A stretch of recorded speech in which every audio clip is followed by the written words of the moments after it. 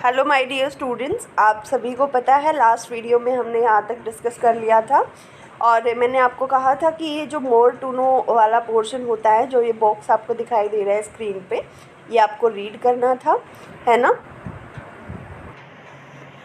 अभी हम next line से स्टार्ट करते हैं रीडिंग करना यहाँ से। The invention of magnifying lenses led to the discovery of microscopic world. जो मैग्नीफाइंग लेंसेज होते हैं उनकी इन्वेंशन के बाद जो माइक्रोस्कोपिक वर्ल्ड है उनकी भी डिस्कवरी होना स्टार्ट हो गई। ऐसा क्यों? क्योंकि माइक्रोस्कोप से आपको पता है आप छोटी से छोटी और माइनर से माइनर चीज़ों को देख पाते हैं, तो इसलिए जो मैग्नीफाइंग लेंसेज होते हैं उनकी इन्वेंशन के बाद हम माइक्रोस्कोपिक दुनिया से ज़्यादा फेमिलियर हो गए, या फिर जो छोटी छोटी चीज़ें होती हैं वो हमें ज़्यादा अच्छे से पता लगने लग गई। It is now known that a single cell may constitute a whole organism as in amoeba। आप लोगों को ये भी अच्छे से पता है, और हमें उस टाइम पे ज़्यादा नहीं पता था जब तक हमारे पास माइक्रोस्कोप्स नहीं थे, लेकिन जब हमें लेंसेज के बारे में, माइक्रोस्कोप के बारे में पता चला उसके बाद हमने काफ़ी चीज़ें सीखी, जैसे सिंगल सेल ऑर्गेनिजम्स भी होते हैं और मल्टी सेलुलर ऑर्गेनिजम्स भी होते हैं जो कि बहुत सारी सेल्स से मिलकर बने हुए होते हैं। हम एग्जांपल ले रहे हैं कुछ ऑर्गेनिजम्स का, like amoeba, chlamydomonas, paramecium and bacteria. ठीक है, these organism are called as the unicellular organism. इन ऑर्गेनिजम्स को हम यूनिसेलुलर ऑर्गेनिज्म बोलते हैं क्योंकि ये सिंगल सेल ऑर्गेनिज्म है, इनकी बॉडी जो है एक ही सेल से बनी हुई होती है। On the other hand many cells group together in a single body and assume different function in it to form various body parts in the multi cellular organisms. दोबारा देखिए कि दूसरे ऑर्गेनिजम्स में एक तरफ तो हमने ये देखा कि सिंगल सेल जो होते हैं, यानी जिन ऑर्गेनिजम्स की बॉडी में सिर्फ एक सेल होती है उनको हम यूनिसेलुलर ऑर्गेनिजम्स बोलते हैं, है ना। और हमने एग्जांपल्स भी देख ली, like chlamydomonas, paramecium, bacteria, amoeba etcetera, है ना। अब हम मल्टी सेलुलर ऑर्गेनिजम्स की बात कर रहे हैं कि उनकी बॉडी एक ही होती है but they have different type of cells, they perform also the different type of functions, है ना। और इसलिए उनको मल्टी सेलुलर ऑर्गेनिज्म बोला जाता है क्योंकि उनके अंदर मैनी टाइप्स ऑफ सेल्स जो हैं वो प्रेजेंट होती हैं। सच एज, और एग्जाम्पल देखिए मल्टी सेलुलर ऑर्गेनिजम्स का, सच as some fungi, plants and animals. Okay, can we find out names of some more unicellular organisms? क्या हम कुछ और unicellular organisms का नाम पता कर सकते हैं? ये आपका होमवर्क है। आप मुझे 3 से 4 जो ऑर्गेनिज्म है वो और बताएंगे कौन से होते हैं यूनिसेलुलर ऑर्गेनिजम्स। ठीक है, every multi cellular organism have come from a single cell. हर एक जो मल्टी सेलुलर ऑर्गेनिज्म है वो एक सिंगल सेल से बनता है, यानी कैसे कि एक सेल, 2 सेल, 3 सेल, ऐसे करके बहुत सारी सेल जो है वो इकट्ठी होती हैं, तब जो है मल्टी सेलुलर ऑर्गेनिज्म मिलता है या फिर बनता है। Cells divide to produce cells of their own kind. Cells जो हैं वो डिवाइड करती हैं और अपने ही टाइप की और सेल्स प्रोड्यूस करती हैं।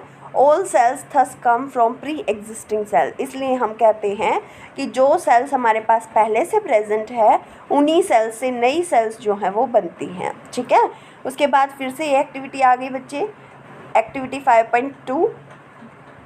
ये देखिए यहाँ पर, some organisms can also have cells of different kinds.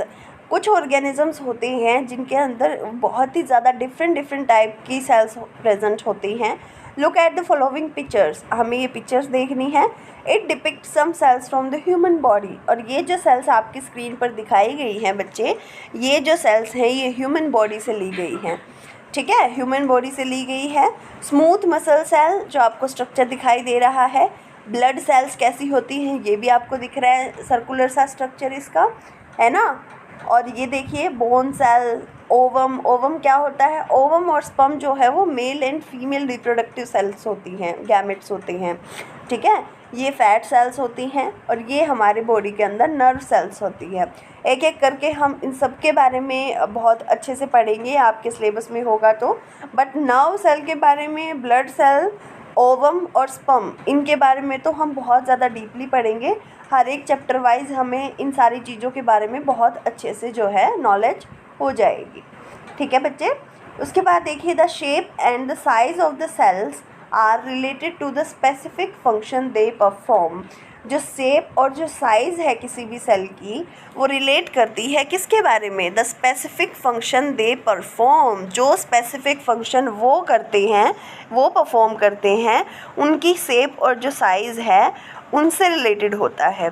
यानी उनका जो काम है वो रिफ्लेक्ट करता है उनके साइज़ को प्लस उनके शेप को। Some cells like amoeba have changes shape. Amoeba जो है ऐसा ऑर्गेनिज्म होता है जिसकी बॉडी शेप जो है वो बार बार चेंज होती रहती है। In some cases, the cell shape could be more or less fixed and peculiar for a particular type of cells. For example, nerve cells have a typical shape, but कुछ sales ऐसी भी होती हैं जिनकी एक प्रॉपर टिपिकल शेप होती है। ना ही तो हम उसे बढ़ा सकते हैं, ना ही हम उसे घटा सकते हैं।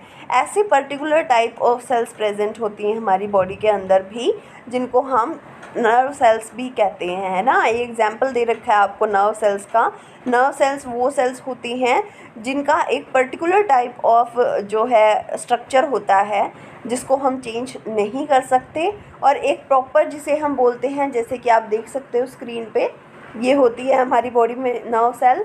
जो आपको येलो पार्ट दिखाई दे रहा है बच्चे, this one is called as the nerve cell in our body. आगे देखिए,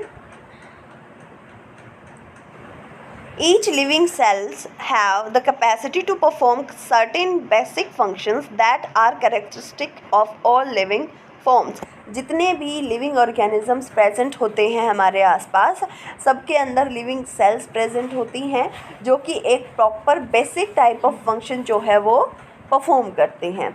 how does a living cell perform these basic functions? ये सभी जो बेसिक फंक्शंस हैं उनको लिविंग सेल्स जो हैं वो कैसे परफॉर्म करती हैं? ठीक है, लिविंग सेल्स हम किसको बोल रहे हैं? जो सेल्स हमारी बॉडी में या फिर किसी भी लिविंग ऑर्गेनिज्म की बॉडी में प्रेजेंट होती हैं। ठीक है बच्चे। दूसरा ये कि आप ये देखिए कि आप सारा कुछ काम कर पाते हैं, खा पाते हैं, चल फिर सकते हैं, कोई भी एक्टिविटी कर सकते हैं, है ना। तो ये सारी बेसिक फंक्शन जो आपकी बॉडी करती है वो कैसे परफॉर्म कर पाती है? We know that there is a division of labor in the multicellular organisms such as human beings। हमें पता है कि ह्यूमन बींग्स की तरह और जैसे और ऑर्गेनिजम्स हैं मल्टीसेलुलर ऑर्गेनिज्म, उनकी तरह काफ़ी सारे जो वर्क्स हैं, काफ़ी सारी जो एक्टिविटीज़ हैं वो हम कर पाते हैं। This means that different parts of the human body perform different functions, है ना। इसका मतलब ये है कि ह्यूमन बॉडी की different body part different functions करते हैं, है ना बच्चे। जैसे हमारे हाथ जो हैं वो डिफरेंट फंक्शन करते हैं, पैर जो हैं वो चलने के काम आते हैं या फिर कोई फिज़िकल एक्सरसाइज करने के काम आते हैं, लाइक, है ना। द ह्यूमन बॉडी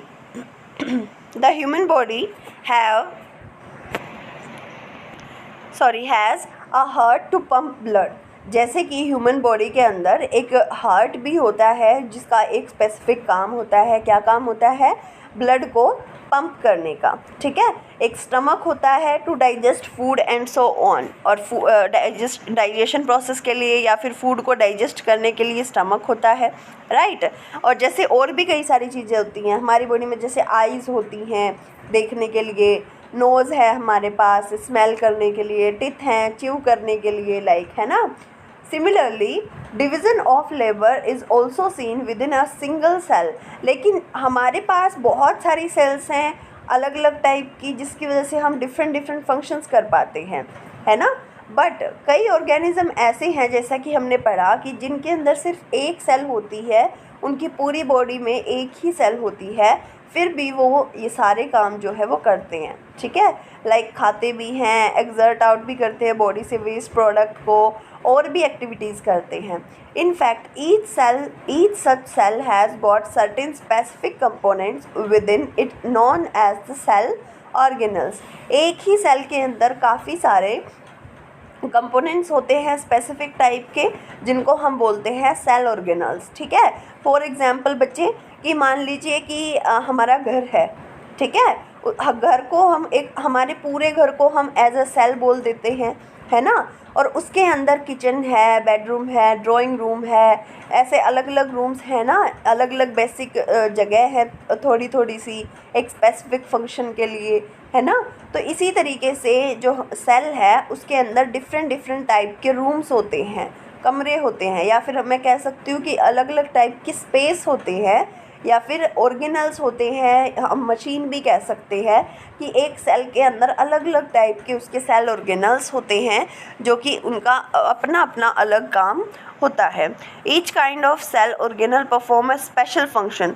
हर एक टाइप का जो सेल ऑर्गेनल है वो अपना एक स्पेशल फंक्शन करता है, such as making new material in the cell, जैसे कि नया मटेरियल जो है वो बनाने का, such as making new material in the cell, clearing up the waste material from the cell and so on, है ना, नया मटेरियल बनाने का सेल के अंदर और जो वेस्ट मटेरियल है उसको क्लियर करने का। तो ऐसे ऐसे बहुत सारे मतलब अलग अलग ऑर्गेनल्स होते हैं सेल के अंदर जो कि अपना अपना अलग स्पेसिफिक फंक्शन करते हैं। A cell is able to live and perform all its functions because of these organelles. जो सेल है वो अपना सारा काम कर पाती है, सभी एक्टिविटीज़ कर पाती है, किस वजह से कर पाती है कि उसके अंदर ये ऑर्गेनल्स प्रेजेंट हैं, इस वजह से कर पाती है, ठीक है। These organelles together constitute the basic unit called the cell. और इन सभी जो ये ऑर्गेनल्स हैं ये सभी इकट्ठा होकर एक कंप्लीट सेल बनाते हैं। It is interesting that all cells are found to have the same organelles. और ये आपको जानकर बहुत हैरानी होगी कि सभी जो सेल्स होते हैं उनके अंदर सेम टाइप ऑफ ऑर्गेनल्स होते हैं, no matter what their function is. कोई डिपेंड नहीं करता कि उनका क्या फंक्शन है और what organism they are found in, और क्यों कौन से टाइप के ऑर्गेनिज्म के अंदर ये पाए जाते हैं, ठीक है बेटा। तो अब आज हम यहीं तक करेंगे और जो क्वेश्चन आपको दिए गए हैं, who discovered cells and how, why is the cell called the structural and functional unit of life, ये दोनों क्वेश्चन आपको सॉल्व करने हैं। और यहाँ तक आपको अपनी नोटबुक में बहुत अच्छे से नोट्स बनाने हैं वो, ताकि अंडरस्टैंडेबल हो आपको भी और मुझे भी और आपके एग्ज़ाम में हेल्प कर सकें, ठीक है। नेक्स्ट वीडियो के अंदर हम पढ़ेंगे 5.2 what is cell made up of, what is the structural organisation of a cell. Okay, so thank you so much for watching this video बच्चे।